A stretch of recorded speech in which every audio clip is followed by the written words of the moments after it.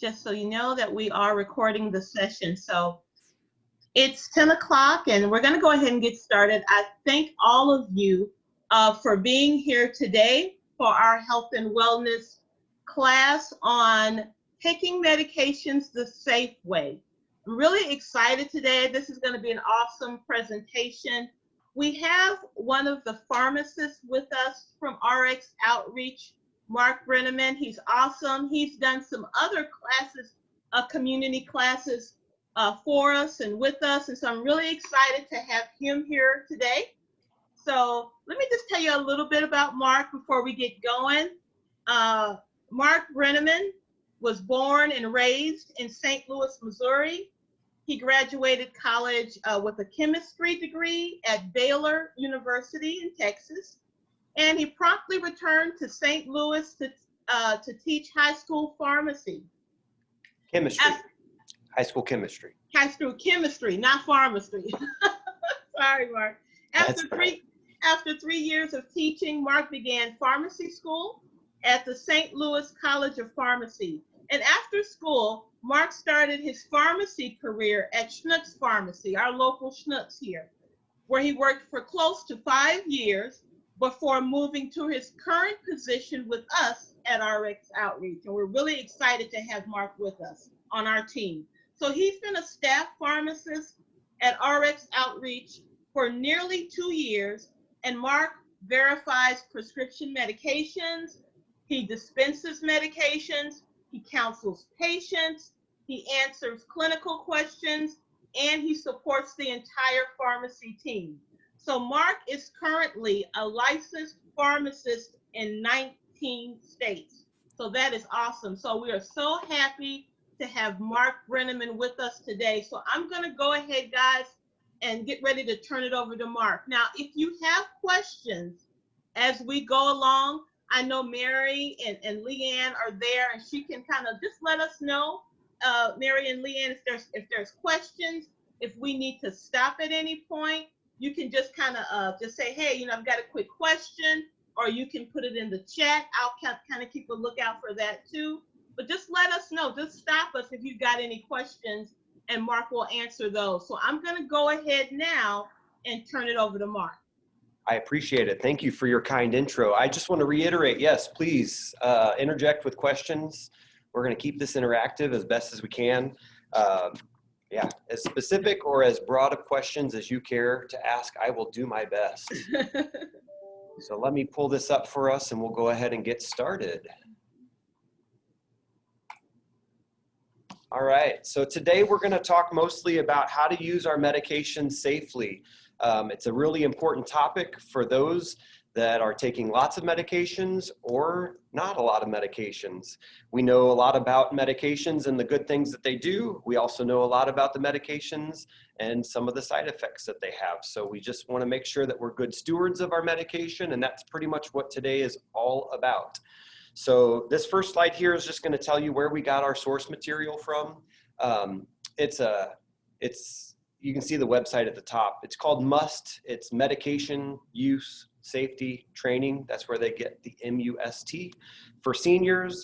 It's a national education campaign, and it's, you'll see on some of these slides, it's on the dated side. Some of these slides were created like in 2007, but this information rings true. It's not something that's changed too much.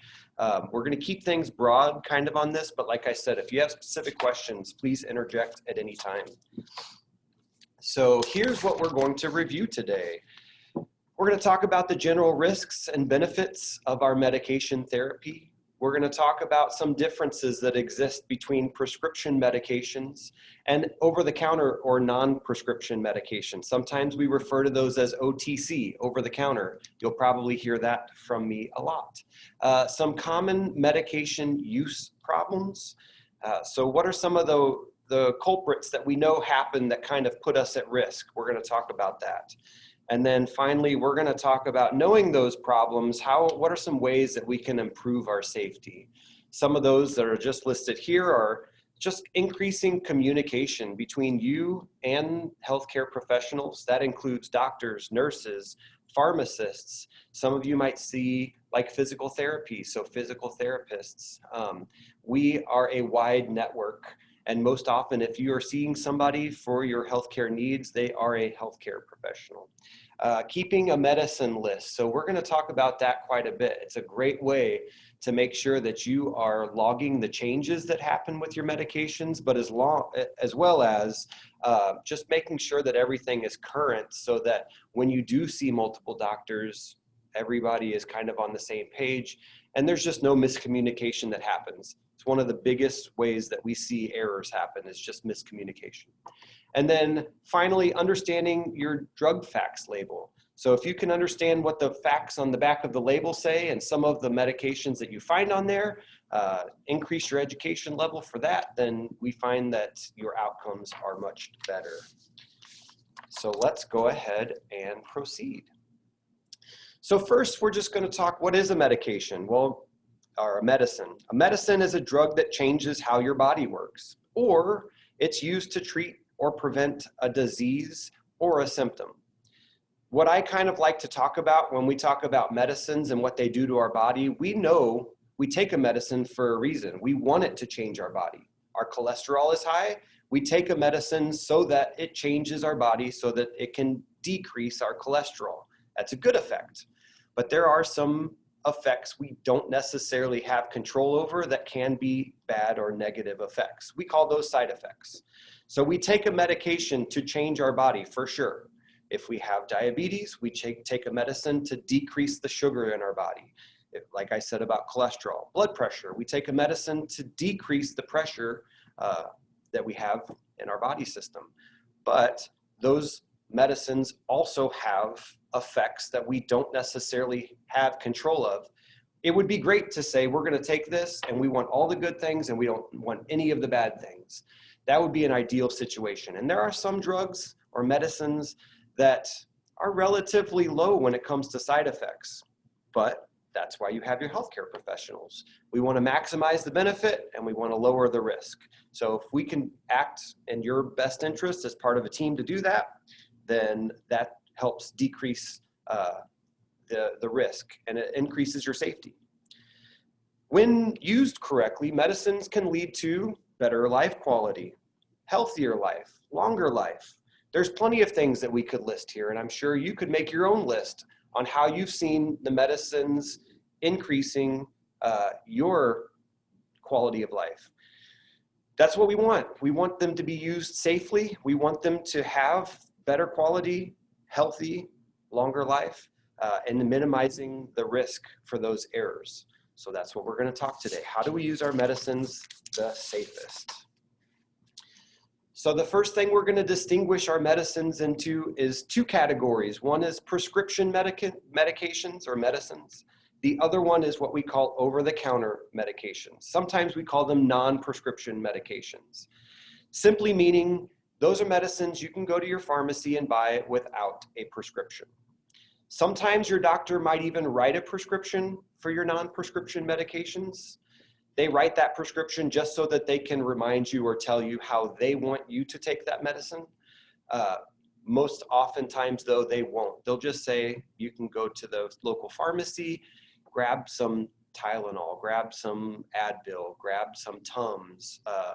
We oftentimes use our over-the-counter medications for pain or inflammation. So those are two common ones. You think of Tylenol and Advil and Aleve are your kind of three major ones. We use it for cough. We use it for cold symptoms. We use it for allergy symptoms. We use non-prescription medications for vitamins and minerals. Supplements are a little bit on, we can kind of consider them OTC, but they're more supplements than actual medications. So we have our own little category for them, and we're going to talk about them because it's definitely part of our safe use of medicines. But supplements would be something like ginkgo biloba or black cohosh or CoQ10. Some of those that we use to help treat certain symptoms that we might have, and we'll talk about those later.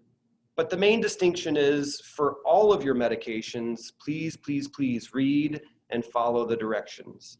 we fall into this complacency sometimes where we get our medication that we've been taking for a long time, and we just take it the way that we've always taken it.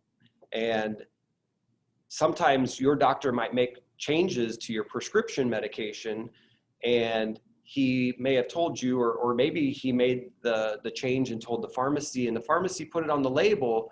But if you don't get into a habit of reading each time, maybe the doctor increased your cholesterol medication to 2 of them a day instead of 1 of them a day.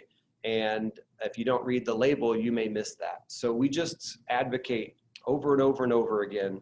Make sure that you read and you follow your directions. Almost all the time, your medication that is sent to you, your prescription medication, also comes with pages and pages and pages of reading material. Some of you are readers and some of you may not be, but there's a lot of good information on there. And if you have any questions about any of that, that's why we're here. So one of the things that Bridgette mentioned that I do is I answer clinical questions and I answer patient questions. Sometimes those questions are, hey, I read this pamphlet that came with my medication, and I'm a little concerned about this side effect right here, or maybe I'm a little concerned about this over here. That's what we can work through together. So if you're an advocate for your own health, it helps us keep you safe as well. I like to say the patient is part of your healthcare team. You are part of the team.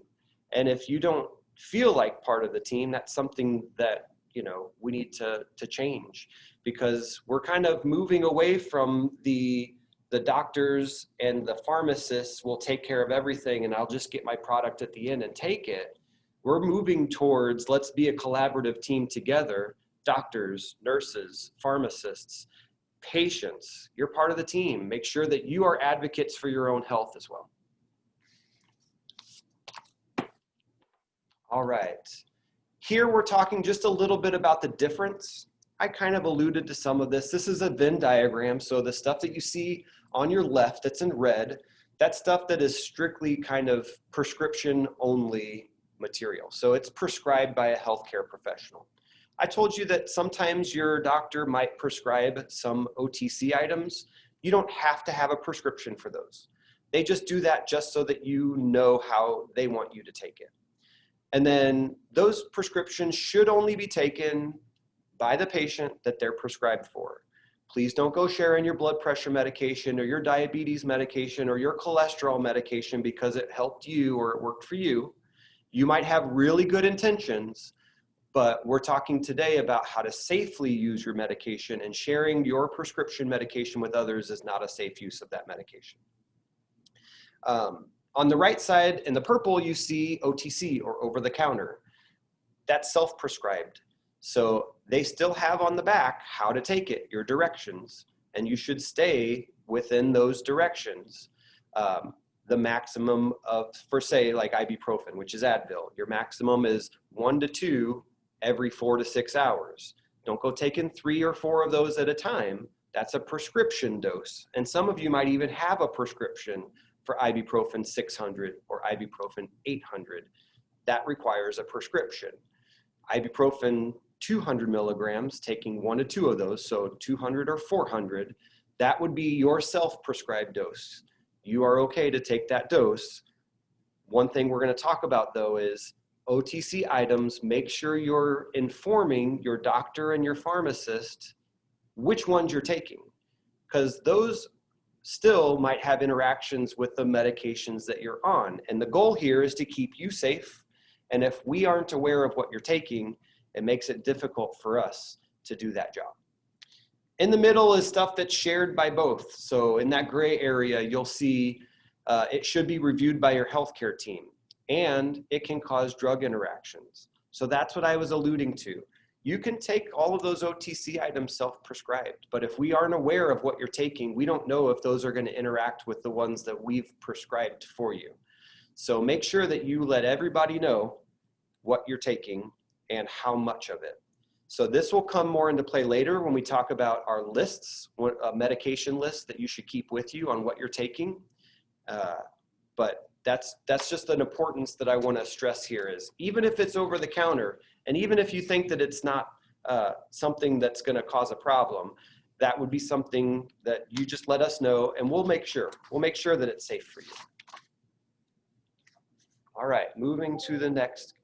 Is that a question? Yes, no? Is that a chat question?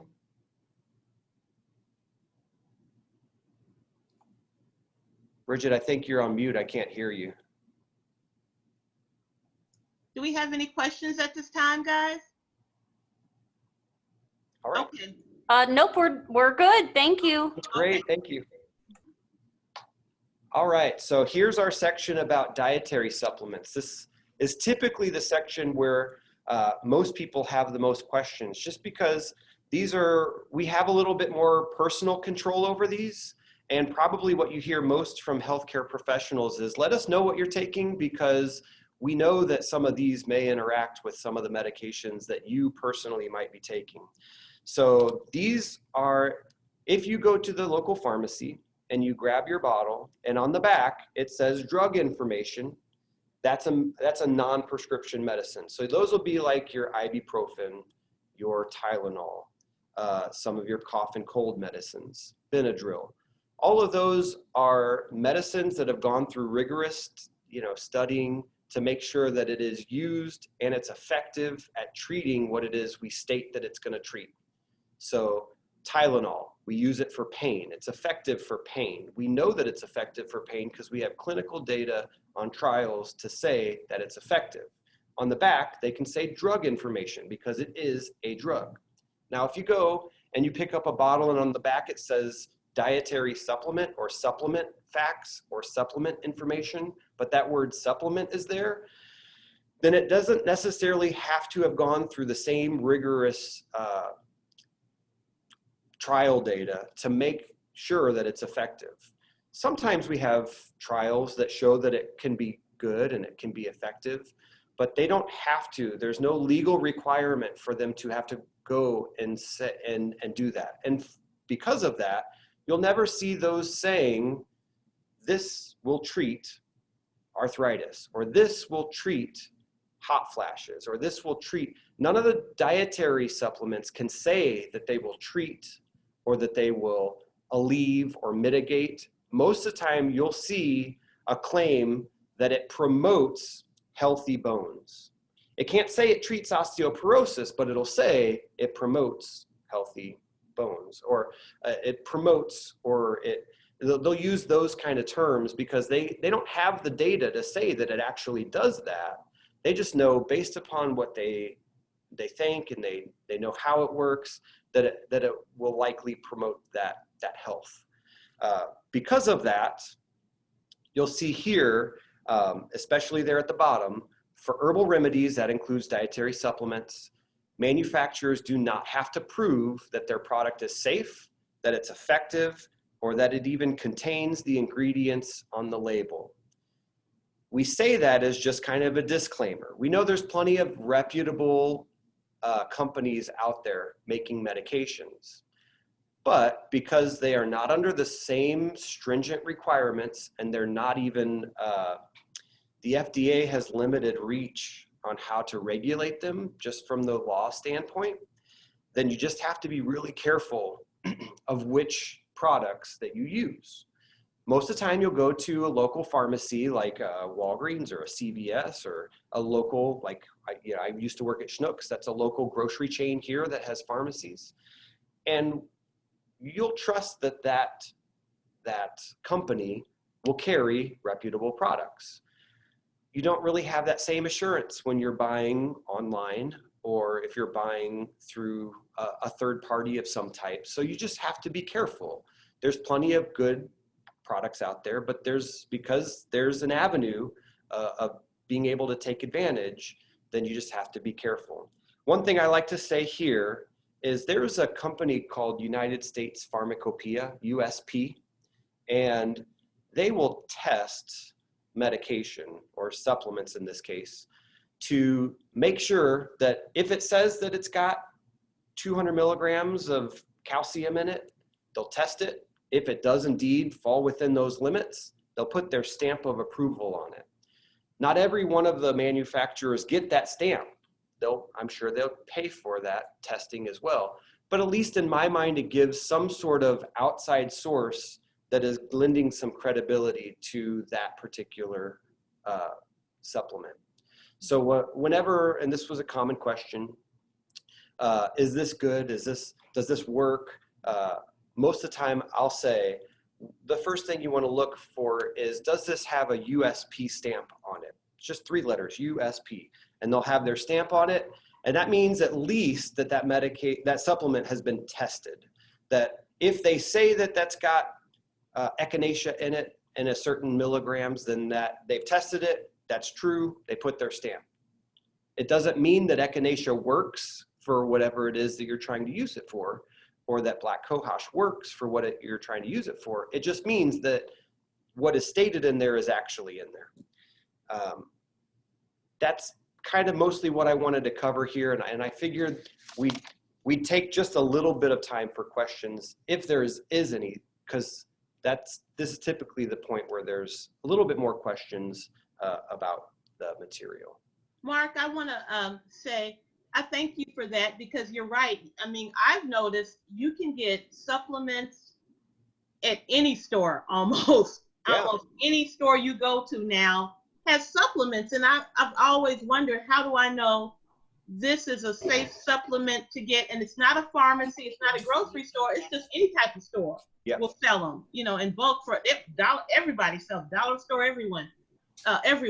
So thank you for mentioning the USP, to look for that on that medication. I thank you for that, because, you know, I've often wondered, is this safe to get from here? It's only $1 or it's only whatever. And, you know, you just don't know. So thank you for mentioning that. And there's so many companies out there, and they brand the company as well. You know, we used to carry Nature's Bounty and Nature's Truth, and they all have a name that kind of draws your attention.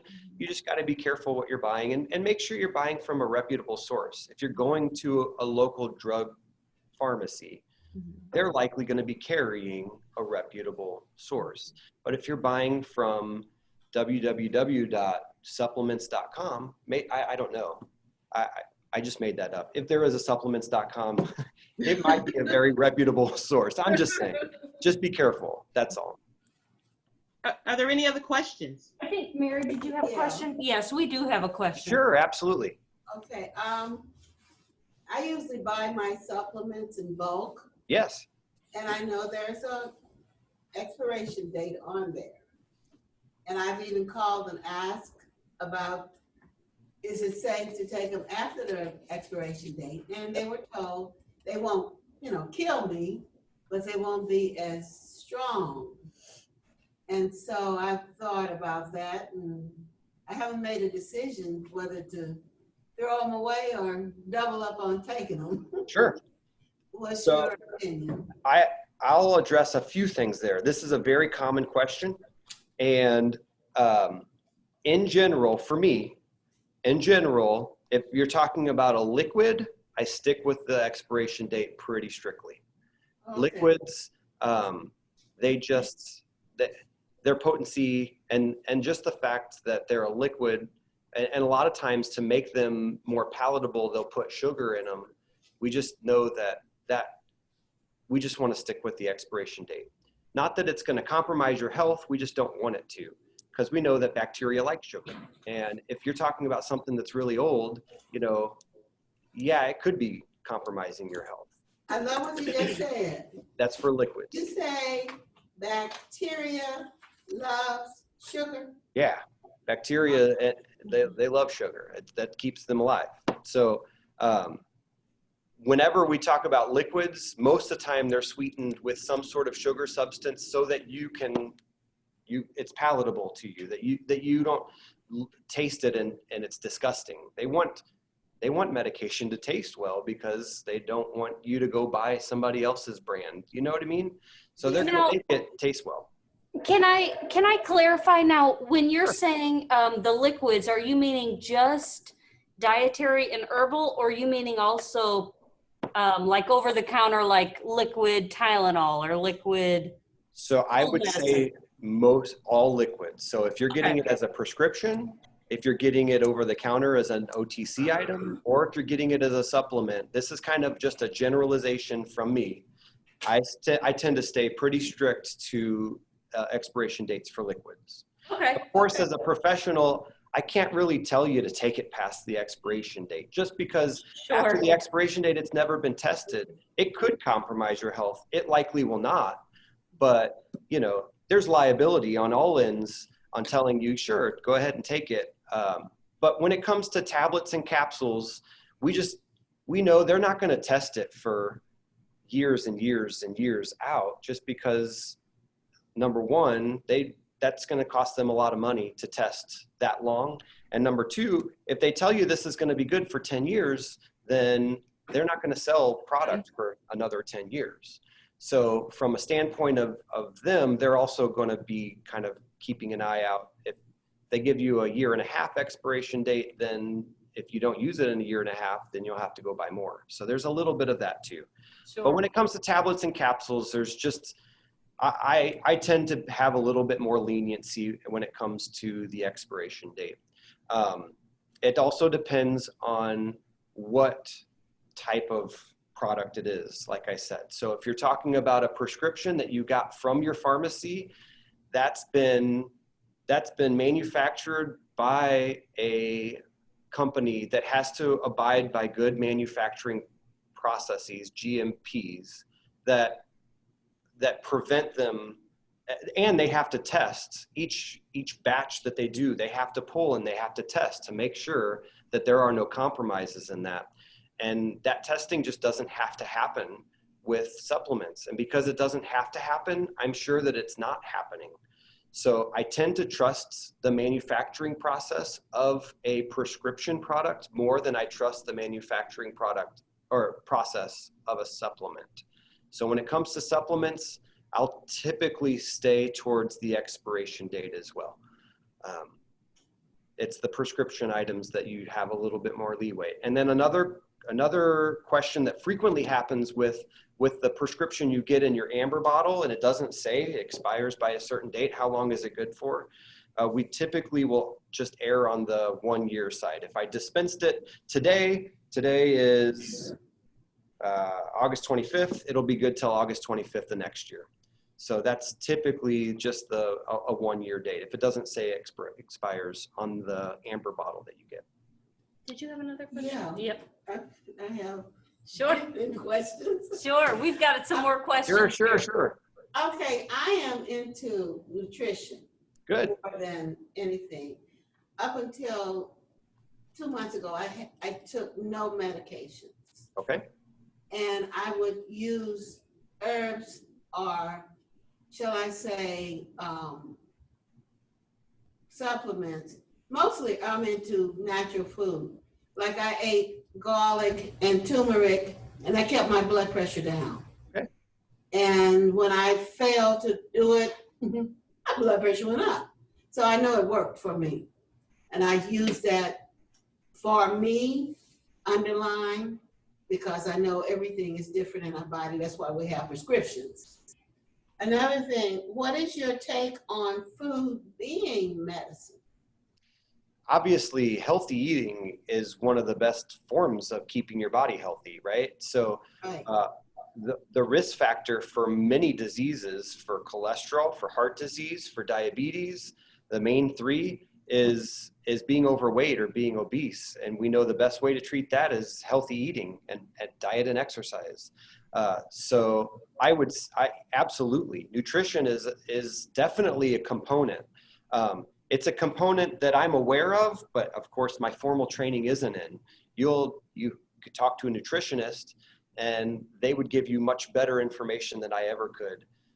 But absolutely, nutrition is a great form of keeping your body healthy. Okay, another thing is too, I really admired the fact that you said you treat diseases. You help to keep them from coming upon us. But I'm kind of glad that you did not say that medicine cures. Sure. Medicine does not cure. we do our best, but in many cases, we're treating either a disease or, like I said earlier, we're treating a symptom. And one thing I didn't get into, but we call the cascade effect, is let's say that you show up for one disease and we prescribe a medication for you, and you take that medication and it helps, but it also causes a side effect. We'll call it side effect A. So now you go back, I'm feeling this way. So then you get a medicine, a second one, to treat side effect A, and it does well with side effect A, but now it causes side effect B. So you go back, and now we give you a medicine to treat side effect B. So this is a third medication now. And we call that a cascade effect, because before you know it, we're treating the symptoms, when if we would have changed that very first medicine to something else that may not have caused that side effect, maybe we wouldn't have caused the cascade effect of those others. So that's part of our training, right? We try to listen.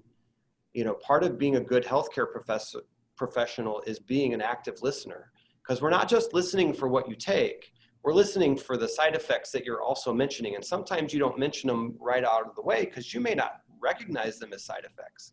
You might have pulled a muscle in your back, but muscle aches might be a side effect of one of your medications. So we're always listening to try and figure out, are we treating things appropriately? And then what kind of maybe changes can we do, or tweaks that we can do to increase your safety?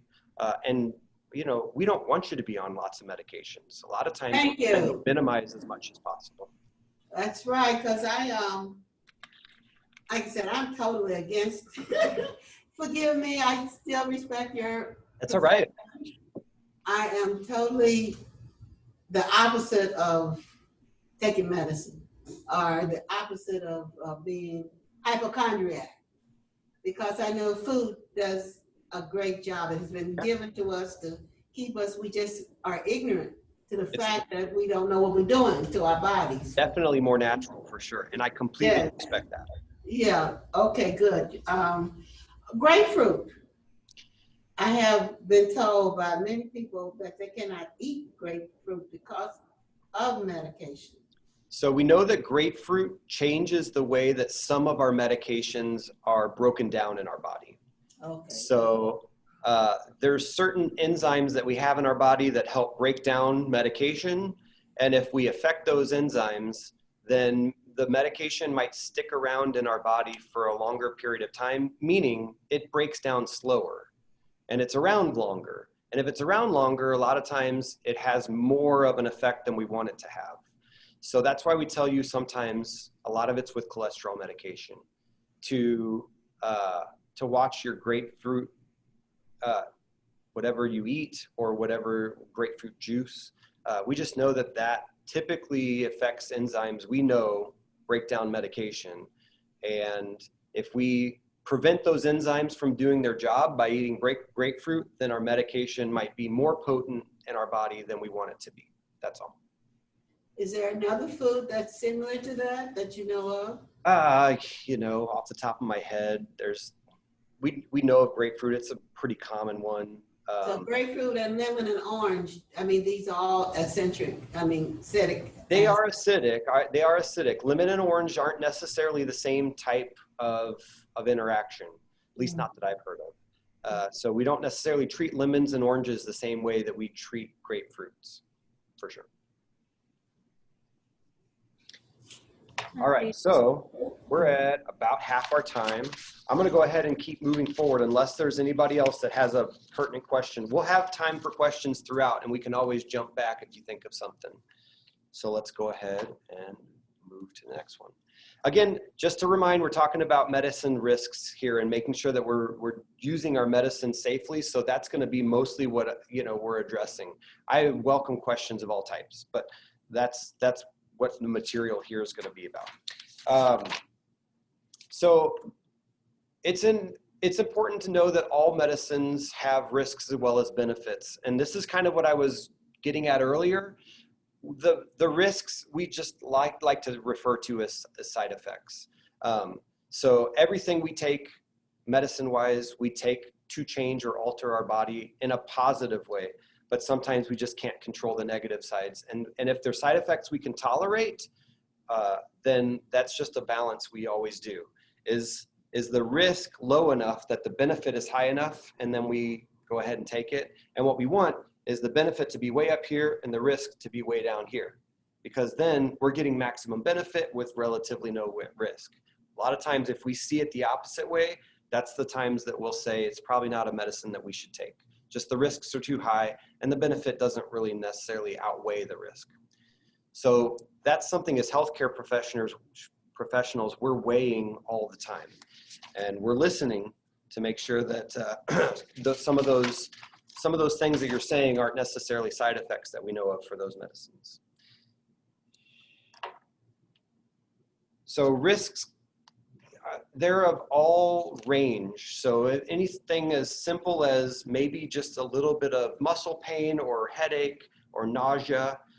Headache, nausea, diarrhea are three that you're going to see on every pamphlet that you ever read. Because what happens is once you get a medicine, if you have a side effect of any kind, whether it's related to that medicine or not, but you're taking the medicine and you're having this symptom and you report it, that manufacturer has to put it on the pamphlet.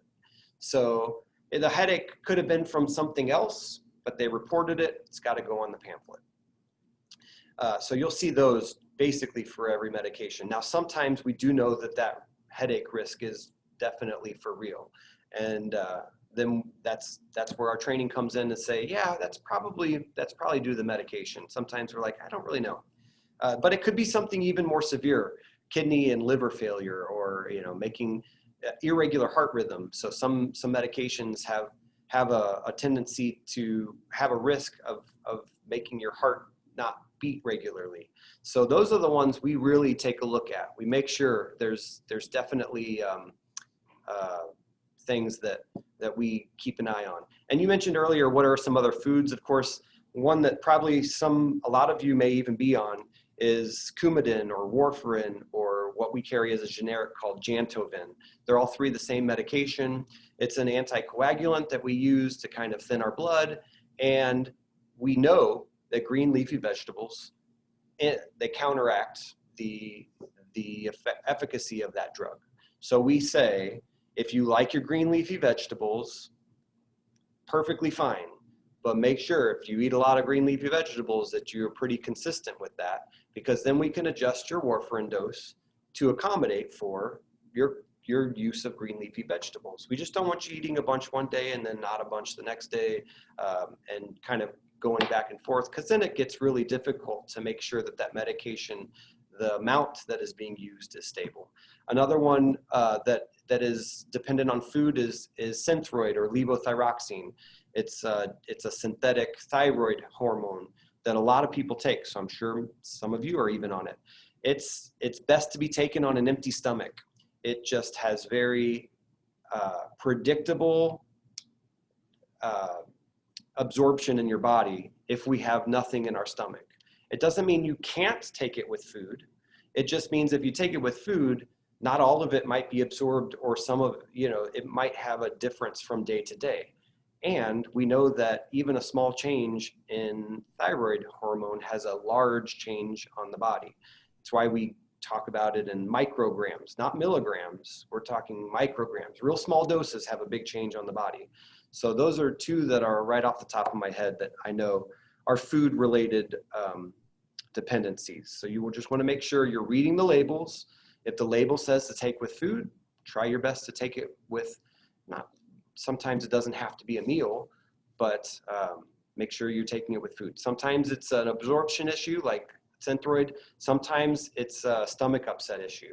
So if you take it with food, you might not be so nauseous. All right. So some other risks, they can have problems that even if you use them correctly. So sometimes you take a medication and you might have an allergic reaction to it. Your body's defense system raises and you typically will break out into a rash of some kind, maybe itching and hives. The one that we're really concerned about is the anaphylactic response, which kind of closes your throat and it can cause a serious reaction that could be life-threatening if it's not attended to. So those are the ones you really want to be careful of, and those are true reactions. You may not tolerate a medication, meaning you've taken it before and it's made your stomach really upset, so you don't want to take it again. And you're welcome to tell your pharmacy or your doctor that this one made my stomach really upset. But what we do find sometimes is that we get reported that those are allergies. And if it's not a true allergy where you break out in a rash, but it's just a stomach upset, then there are other medications we may not give you because we think that your body might be allergic to those as well. And your body might tolerate it just fine. It might not cause nausea, but we don't give it to you anyway because we think that you have an allergic type symptom to it. So if your pharmacy or your doctor isn't asking, when you're reporting your allergies, your drug allergies, if they're not asking what happens when you take that medication, feel free to offer that advice. So if you go to your pharmacy, or maybe you're out of town and you go to a new pharmacy, and they're always going to ask you, are you allergic to any food or medications? You can say, I'm allergic to, I don't know. You can say I'm allergic to penicillins, and that would be maybe a true allergy. Maybe I was told when I was a kid that I'm allergic to penicillin and I break out into a rash. So we're going to avoid penicillins. But if you say that you're allergic to something like metformin because it caused a lot of diarrhea, then just offer that, should you care to. That way, if we know that it's not truly an allergy, we still might prescribe something that's like it in that way.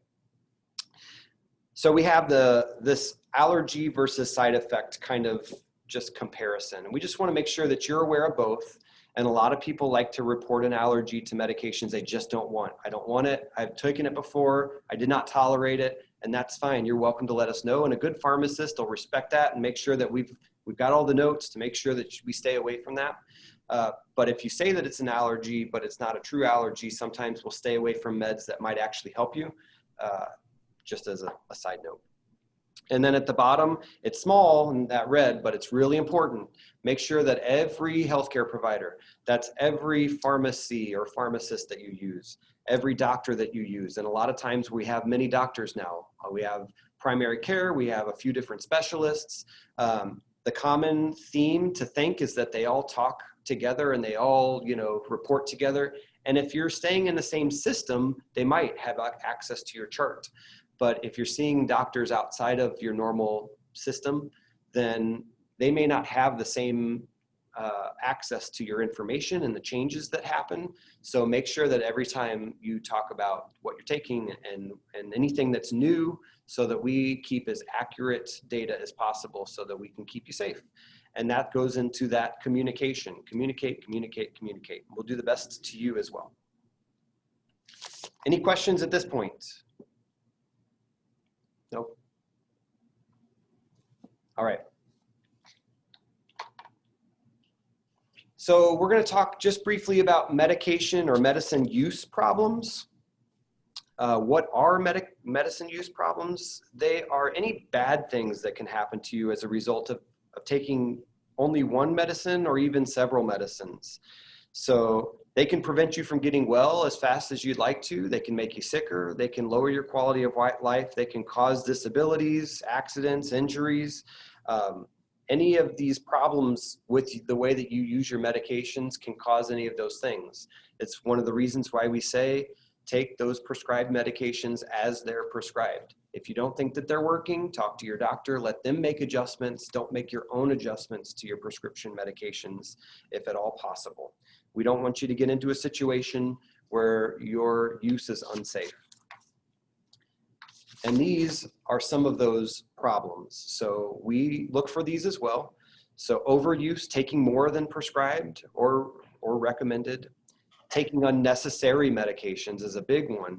We talked about that cascade effect. So can we get rid of that third or fourth medication by changing one of the ones further upstream? Underuse, are you taking less? So if you're not getting labs regularly for some of these chronic medications like your thyroid or your diabetes, it's hard to know whether or not the medication is being used appropriately or if you need more if we're not taking the following or the necessary labs. And then it's our job to take care of your drug interactions. So make sure you communicate with your pharmacist, and I'm sure they're doing a great job at making sure that your use is safe.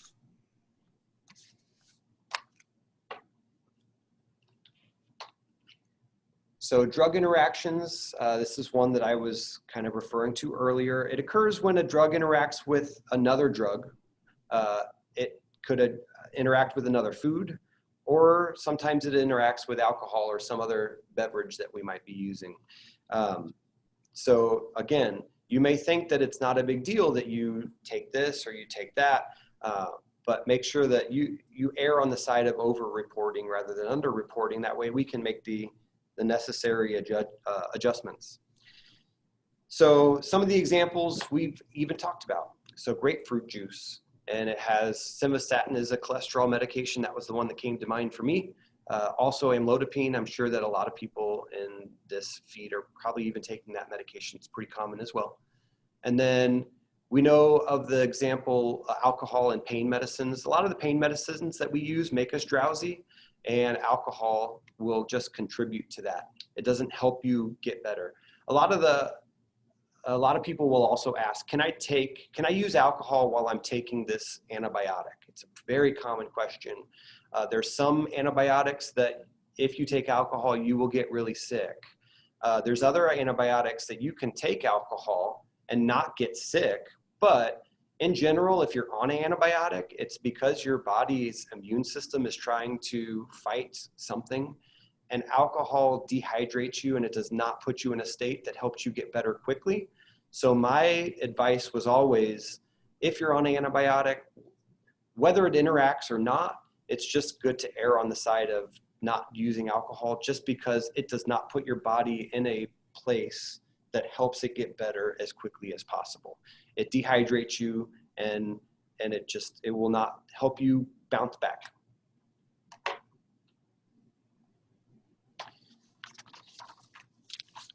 All right, so here's when these problems can happen, and it's good to know these times so that you can kind of be vigilant when these things happen. So whenever we add a new medicine, that's a great time to just be aware of your body and what's going on. If there's any changes that happen a day, a week, a month after that new medication, that's typically what we'll ask about first. And if we know that that typically happens with that medicine, that's probably the culprit.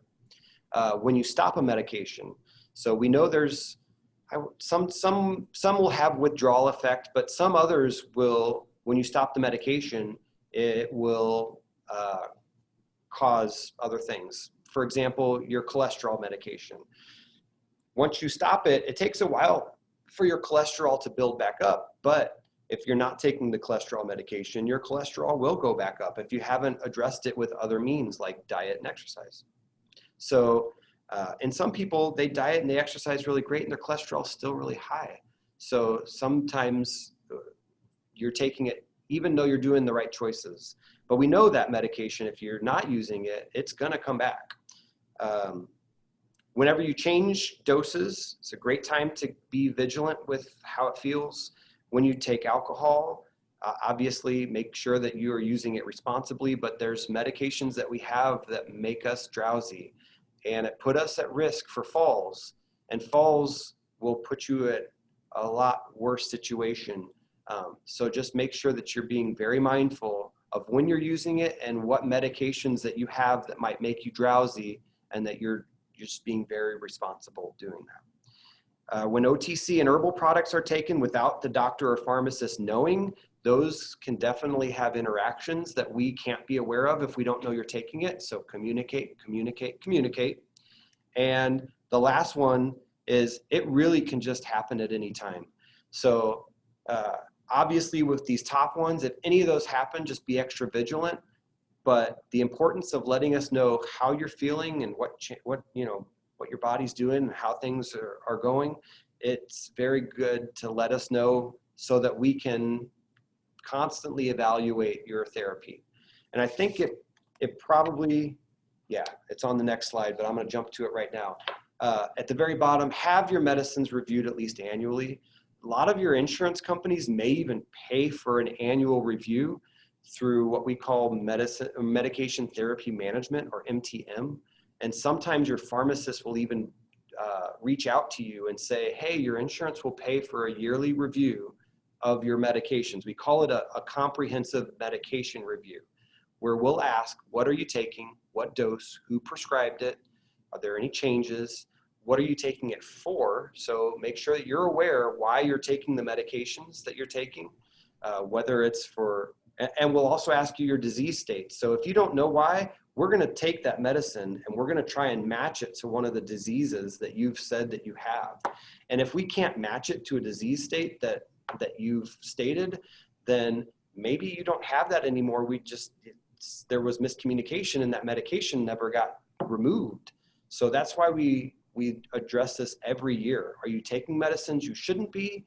Are you having problems that could be addressed with medicine? If we're not evaluating that comprehensively every year, it's very easy to kind of miss something, and we don't want to miss something. We want to be safe. In the middle there, talks about using one pharmacy for all prescription medications. That's pretty important. You don't have to.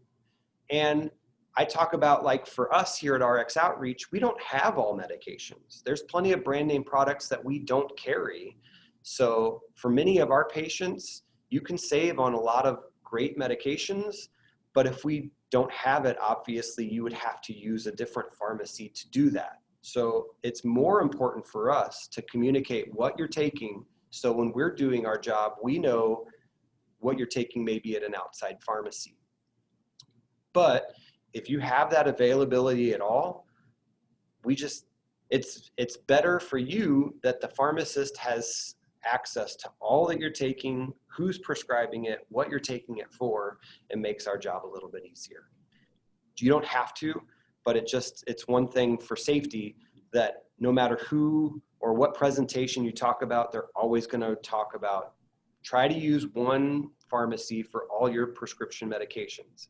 Because you have multiple doctors, and sometimes those multiple doctors don't talk to each other. If you use one pharmacy, we see everything. It filters all to us.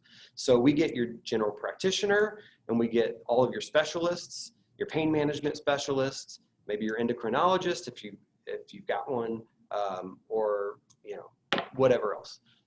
We can see all that and make sure that it plays well together, so that your safety is of utmost importance. And their communication, whether they are or not, if they're not, we catch it. Okay. And then this last part's just getting more into what can you do. Like I had mentioned earlier, we advocate that you are part of the team. So we're trying to venture away from I'll get what I get from my pharmacy. My doctor's done their job, my pharmacist has done their job, and I'm just going to take it. We want you to become advocates for yourself and be part of the team, so that we can all work well together. And again, the goal is just to make sure that you're as safe as possible, using the least amount of medications as possible, and in the safest way as possible. So we talk about... Yes. Oh, I'm sorry, Mark. We have one question here. Sure, absolutely. Mark, it's just out of curiosity, in your experience, have there been several times when you had to interrupt the medications that were provided for a patient because they were interacting against each other? Sure, absolutely. Mm-hmm. And most of the time it's from a lot of times the patients have gotten really good about reporting to their specialists what they are taking, all of it. And probably because the specialists are asking. The general practitioner is the one that really sometimes doesn't know what the specialists are doing. So they'll send in a prescription maybe for your blood pressure and your diabetes or your cholesterol, and they'll do the best that they can, but they're not seeing the pain management that's happening on this side, or they're not seeing some of the other stuff. If you've got multiple people prescribed, right? I'm just curious about that. So most of the time it's the general practitioner who's just not as aware of what the specialists are doing, and that's perfectly okay. That's the benefit of using one pharmacy. We catch those things. Thank you. Absolutely. If you didn't know already, every drug or medicine has two names. They have their brand name. So when they first come out, one manufacturer, the one who made it, they get their own branded name. So we think about names like Lipitor or Celebrex. Those are branded products. Now, once their patent runs out, then the generic product can be made by multiple manufacturers. That generic name is typically assigned by the FDA. And so for Lipitor, that generic name would be atorvastatin. And atorvastatin would be what all the other companies get to use to name that product. They can't say Lipitor. Only the manufacturer that created the drug gets to name it Lipitor. But it is all the same drug. So a lot of the question is the generic the same as the brand? When it comes to prescription medicines, it has to be. Anytime a generic comes out, they are not allowed to adjust the active ingredient of the drug. What I say, and this is a question I answer almost every week, it's the generic companies can change the inactive ingredients, that's filler, that's coloring, so dyes, they can change that. So a filler ingredient is typically a sugar-based substance, and if you add more, the tablet gets bigger. And if you take away some filler ingredient, the tablet gets smaller. And they can change the shape. I mean, it's just being pressed in a machine. So they can make it look like a circle. They can make it oblong to look like a capsule, but it's a tablet shape. It's a tablet, but it's in a capsule shape. They can make some of them, with lines to make it easier to break in half or maybe to break into thirds. All of that is just in the pressing of the tablet, but they cannot change the active ingredient. So in Lipitor, it's atorvastatin.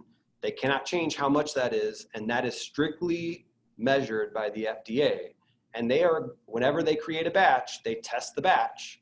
So they don't have to have USP come in and put a stamp on that, because as long as they're doing good manufacturing processes, they're testing their own batches. And if something is out of line, then that's when the recalls happen. And some of you may even been called about recalls. Most of them are not dangerous recalls. We tested this batch. The range of this medication was out of range. So we're gonna have to recall the whole batch. But the medication that does the job, that's not allowed to change at all. They just change filler ingredients. Now, we know some people are allergic to dyes. So we try, you might report that as well. And if you can't do a red dye or a blue dye, then all red or all purple or all blue tablets, then you might have a legitimate allergy to that. I've seen that before, absolutely. Now, when you say they have to be the same for the brand name and the generic, does that also go for over-the-counter medication? Yes. Yes. So over the counter, if it's over the counter ibuprofen and it says ibuprofen 200 milligrams, they can put as much filler to make that tablet huge or take away to make it small, but it's going to have ibuprofen 200 milligrams across the board. No matter if you buy Advil 200 or ibuprofen 200 Walgreens brand or CVS brand or Walmart brand, whatever you might buy. Okay, great. Thank you. Yeah. Did you? No, I thought. So it's important to know the two names. Don't get confused by them. It's easy to do. And sometimes even on the label, if we give you atorvastatin, we might on the direction say generic for Lipitor, just to let you know that you're getting the generic and it's the generic of that drug. Know where you store it. So no longer is medicine cabinet a great place to store your medications. We just know that if it's in the same place as a shower, it gets really, the water vapor that comes from the shower makes the tablets pretty moist, and it might break those tablets down, degrade them so that they're not as useful. And sometimes, we all take hot showers, so it gets pretty hot in there too, and heat can degrade those tablets as well. So finding a place that's dry, that's got a regular temperature, that's the best place to do it nowadays. If you still have your way of doing it and it's in the bathroom, just make sure that you are keeping it protected from the heat and from the humidity. If you're taking certain drugs that are controlled substances, make sure that you're keeping those in a protected area. especially if you're living with a roommate or you've got family, just making sure that you're aware of what you've got and where it's at. And then we'll kind of take a moment here just to talk about like pill boxes and pill containers. So making sure that you are using an appropriate one, we know that that definitely helps you take things safely. I'm gonna speed up just because we're there on time. Know how much you take, when, what time of day, read the directions, know with or without food. Those are great questions for us. It's great questions for your doctor. Just make sure that you've got your regimen, and if you got any changes that you mark those down.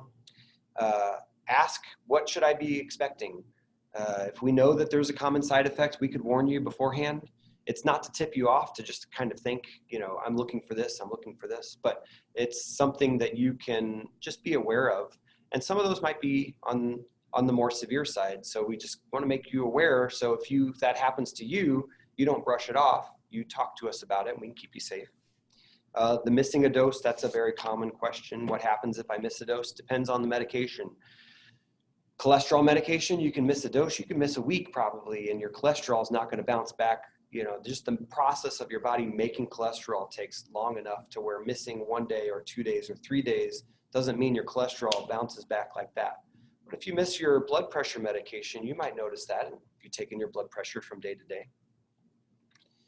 And then the last couple things is going to be talking about your medication list. So when you have a medication list, make sure that you keep a copy with you if you can at all times. Make the changes as you go to your doctor's appointment. If it's a new doctor, take all of your prescription vials with you. That way they can see what you've got. And then when we talked about going over your medications to see what you're taking on a yearly basis, it's probably a good time to go over what you've got. Take all your expireds and put them to the side so that you don't accidentally take them. Look at what you've got. Are there any changes? You don't take this medication anymore, put that to the side. And then on a yearly basis, you can go through the process of getting rid of your unused or your expired medications, and then keeping what you've got and seeing what you need more of. So I think that's going to be about what we've got on time. I know there was a little bit left.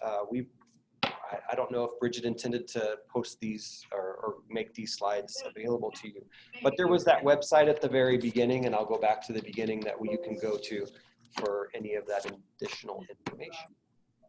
Thank you. Thank you so much. Mark, can you tell everybody just a little bit about what we do, RX Outreach, just a brief overview? Absolutely. So at RX Outreach, we exist because it's becoming more and more of a common story for people to not be able to afford their medications. We don't want people to have to choose your medications versus your groceries. We have a larger amount of uninsured and underinsured patients than we've ever had before.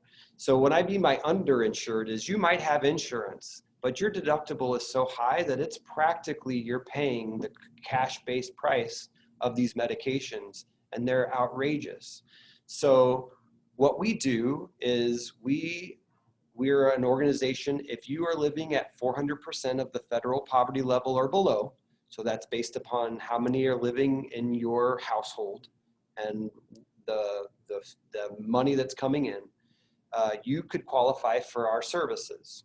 We don't use your insurance, but we've made some pretty affordable prices on the medications that we do carry. We do that through charitable giving. There's plenty of great people that have donated to our company so that that cost savings can get pushed on to you guys. And we do our best to make sure that you don't have to make that decision between groceries and your medicines. So we are a mail-based pharmacy. So we get your prescription, we mail it directly to your doorstep. We don't have an enrollment fee. So we have all of our medication prices on our website. If it says that prescription for a 30-day supply is $9, or for a 90-day supply, it's $9, that means you never pay more than $9. You get enrolled for free, $9 is not taxed, there's no shipping cost, $9 gets it to your door. So that's what we do in a nutshell. We've saved a lot of people a lot of money on medications. I wish there were more like us that existed, and I wish our name was out there more, because we help a lot of people. But I love what we do. I love what we stand for. And yeah, I love coming to work every day. Thank you so much, Mark. I just appreciate Mark. Thank you so much, Thanks, Mark. guys. Thank you so much. Thank you so much, Mark. And just being here and wanting to learn this information is putting you guys a step ahead of everybody else. So again, Yeah. the goal is just to keep you safe, and then just giving you the tools to help you be part of our team. yeah, yeah. So thank you so much. I wanna thank everyone for attending on today. We thank our sponsors, Anthem, ATB Technology, Cigna, and the Maryland Mission Fund. And we look forward to seeing you for our September sessions. Mark, if possible, maybe we'd like to bring you back on a different subject, Mark, if that's okay. Sounds great. That would be awesome. So thank everyone for participating today. I'll be sure to get the slides. And as I said, we're recording, so we'll be sure to get this information out to you to share with others. Thank you all. Sounds great. Have a Thanks wonderful again. day. Thanks. And thanks again, Mark. Bye-bye. Bye. Next month, she's going to do something on falls, which will be great.